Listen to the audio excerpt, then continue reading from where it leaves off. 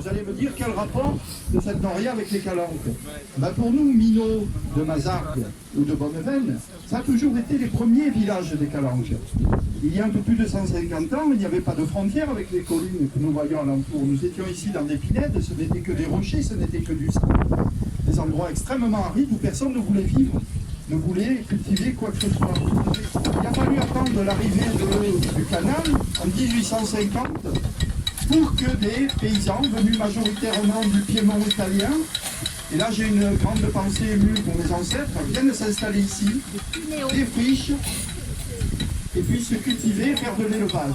Alors ils allaient construire des bassins, des citernes, pour recueillir et conserver l'eau qui était si parcimonieusement distribuée par les égadiers, et il leur fallait des instruments pour ressortir cette eau. Et c'est là qu'on voit apparaître cette noria, ce système qui existe depuis l'Antiquité. Ici, on peut parler de poussaraco, comme on disait au XIXe siècle en provençal, littéralement poussa, puiser et raco, rejeté. On le voit parfaitement ici. Alors, cette noria a été abandonnée à quelques centaines de mètres ici, dans une campagne vouée à la destruction.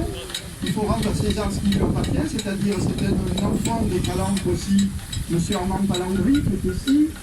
Là, Jean-Marc. Derrière moi, qui nous l'a signalé il y a de nombreuses années. Donc nous avons commencé à nous intéresser à son histoire, d'essayer de la sauvegarder.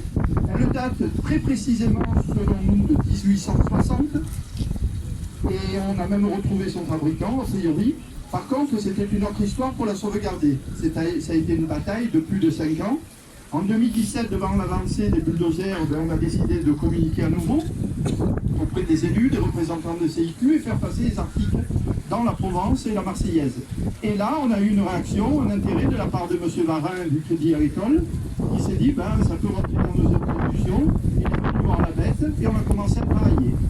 Et je me souviens très bien de la première réunion qui a eu lieu il y a 2 ans tout juste, en décembre 2018, où il y avait tous les représentants réunis, tous les partenaires, la mairie, les architectes du Cap de la Jarre, le lycée Jean-Pierre, et je me souviens de l'intervention qui allait être déterminante, c'est celle de Mme Coupé, puisque je venais de l'histoire de cette noria et son importance patrimoniale. Il faut savoir que les villages se battent autour de Marseille dès qu'ils en ont une pour essayer de la sauver.